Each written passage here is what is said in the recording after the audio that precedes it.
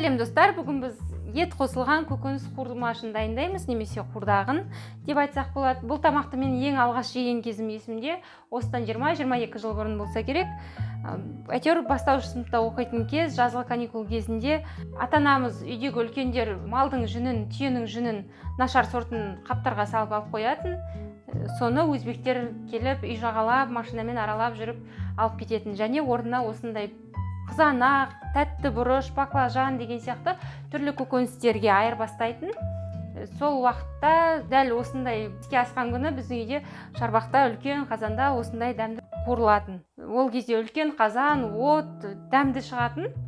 Қазір дәл сол көңіл күйді қайталап, электр пешінде әрине қалай дәмді жасау керектігін сіздермен бөлісемін. Ал жапқышымызды киіп, бисмилля деп бастаймыз. Бізге қажетті нәрсені көріп тұрсыздар видеодағыдай. Тәтті бұрыш, қызанақ, ет, сәбіз, картошка, сарымсақ, баклажан, кәді, кабачок деп айтылады. Пияз, сарымсақ, сұйық май, тұз және дәмдеуіштің орнына мен розмарин алдым. Және үлкен 2 қазан керек, бірі үлкен, бірі кіші. Бұл тамақтың пропорциясын мен көз мөлшермен аламын. Ең бастысы пияз бен еті мол болуы керек, және пияздың шамасында картошка болу керек. Қалған нәрселерді қалауыңызша қоса бересіз. Және майы да молырақ болғаны дұрыс.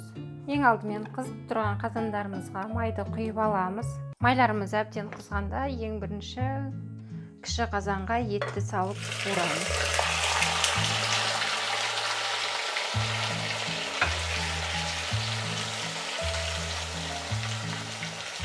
Ет қуырылып жатқанда екінші қазанға баклажаннан бастап салып қуырамыз.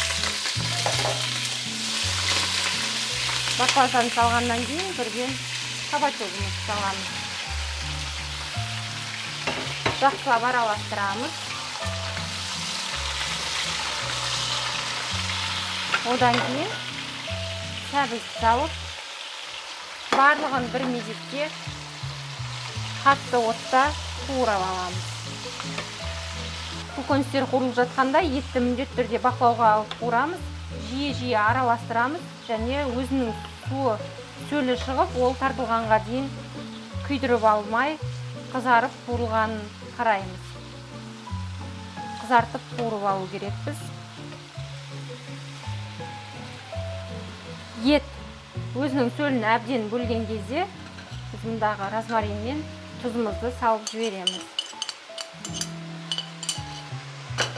Тұз жақсы сіңу үшін дәл осы кезде тұзды салып жіберген дұрыс.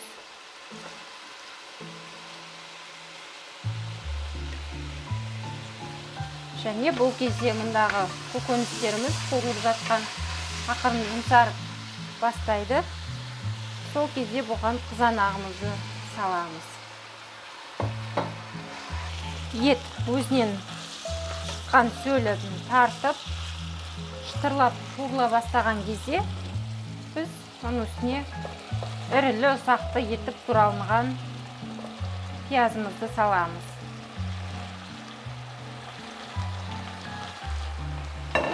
Жақсылап араластырып,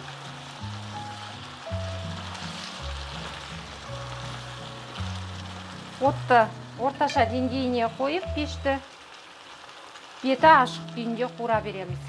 Ендігі кезек көкөністерде салған қызанағымыз жұмсарып, әбден суын бөлген кезде оның бетіне тәтті бұрышты саламыз. Тәтті бұрышты салғаннан кейін ұзыншалап туралған картошкаларды саламыз. Картошканы салғаннан кейін жарты шай қасықтай тұз саламыз. Еттің тұзын басында болғандықтан бұл көкөністерден аз ғана тұздың дәмі шығып тұратындай болса болғаны, мүлдем тұз сіңбегеннен аздап тұз сіңдіріп, аз ғана тұз салып, сол тұздың сіңгенін күтеміз. Енді көкөністеріміздің де пешін ақырындатып, төменгі отта 20 минут бойы бұқтырамыз.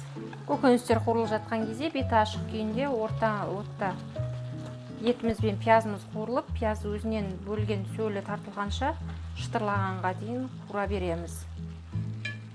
Енді етіміз әбден майы шытырлағанша тек қана құрмай қалғанға дейін қуырдық.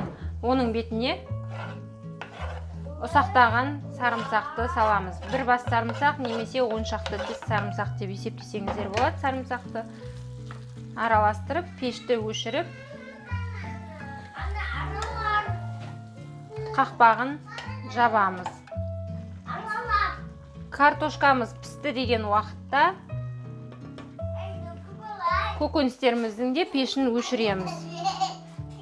Енді пісіп тұрған етімізді осы піскен көкөністің бетіне саламыз. Пештің табында тұрады. Пештен алып тастамаймыз.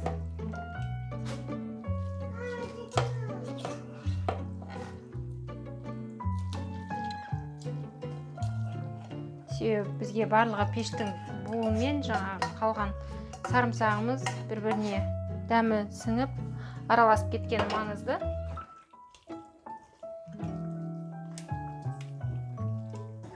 Төменгілерін аздап бетіне шығарамыз. Және осының сорпасымен еттің дәмі барлығына сіңеді, бірақ етке аса басқа бір дәм сіңбейді. Қақпағын жауып, оттың табында 5-10 минут қалдырып салып аламыз. Тамағымызды салып аламыз.